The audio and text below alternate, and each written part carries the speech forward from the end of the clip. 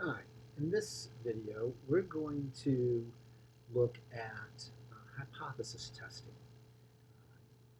Here in this slide I've shown that hypothesis testing is basically a logical series of steps that we use to evaluate whether or not a statistically significant effect is occurring. Now, just because we have statistical significance does not mean it's an important finding. Importance is evaluated through practical significance and effect size, not through the presence of a statistically significant finding. Nevertheless, what statistical significance does provide is the probability of finding something similar if we have a similar sample and running a similar test. So statistical significance is a statement about probability, not about importance, and that's just very important to remember. The first step we have in hypothesis testing is to identify the null and alternative hypotheses. The null hypothesis always states that our means are equal. And the alternative hypothesis suggests that no, there's a difference between our means. We test the null. So notice here in my hypothesis, if I'm testing two groups, I'm suggesting in the null hypothesis that the means are equal. And in the alternative hypothesis, the means are not equal. So, once again, I'll test to see if there are no differences between groups. So if I'm testing, say, between males and females on beginning salary of employment, my null hypothesis would be that there's no differences between males and females in beginning salary. And my alternative hypothesis would be that there is a difference, but I test the null. And if I reject the null, what I'm saying is differences do exist. So we either reject the null or we retain it. And when we retain the null, we're saying there is no difference.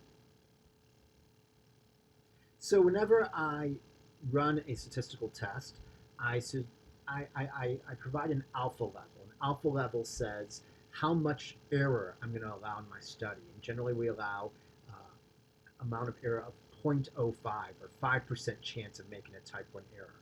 In other words, I'm going to allow for a 5% chance of saying that there is a statistically significant effect or difference when actually there isn't. I'm going to be 95% confident in my results.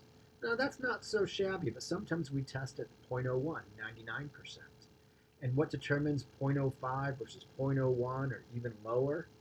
Well, it's just a subjective decision. I decide how much error I want in my study. So in social science research, we typically use 0.05 or 0.01. And in general, you'll see a lot of people, a lot of researchers choosing 0.05. And they'll say if the probability of a type 1 error is less than 0.05, I have a statistically significant effect. In other words, if p is less than 0.05, I have a statistically significant effect.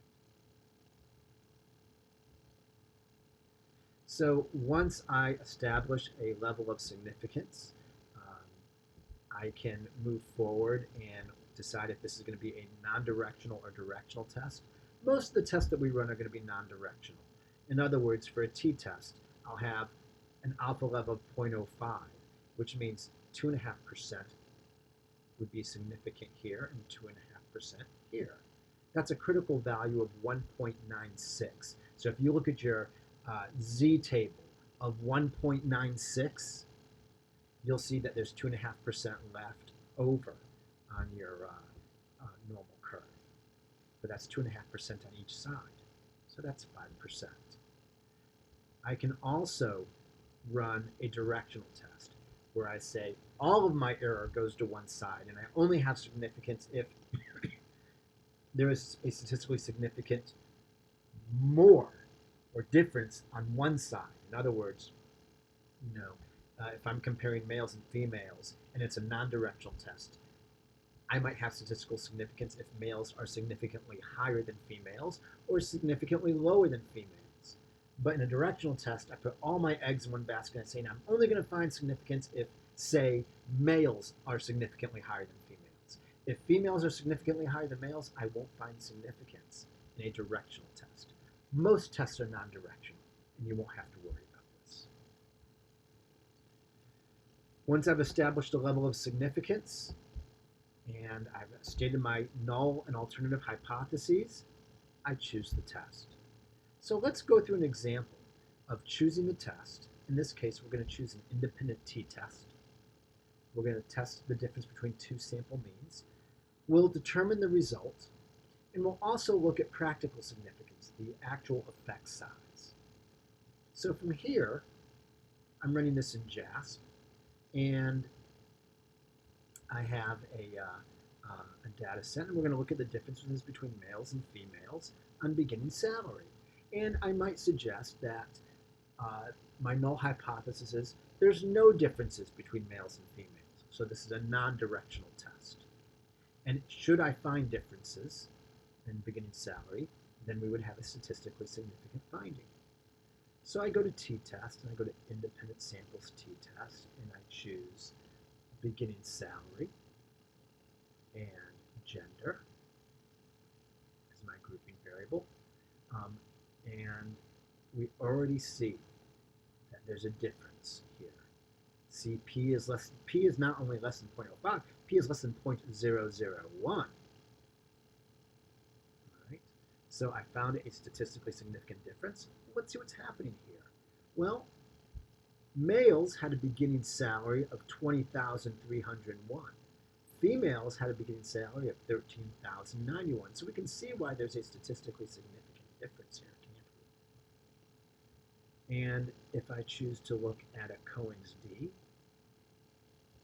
this tells me my practical significance. The fact is that males and females differ by about 1 standard deviation unit, 1.03 standard deviation units. This is a large effect. So I've been able to look at, is this happening by chance, or is there a statistically significant effect? Yes, there is. Is it important? Yes, this is a large effect. There is a large disparity between males and females.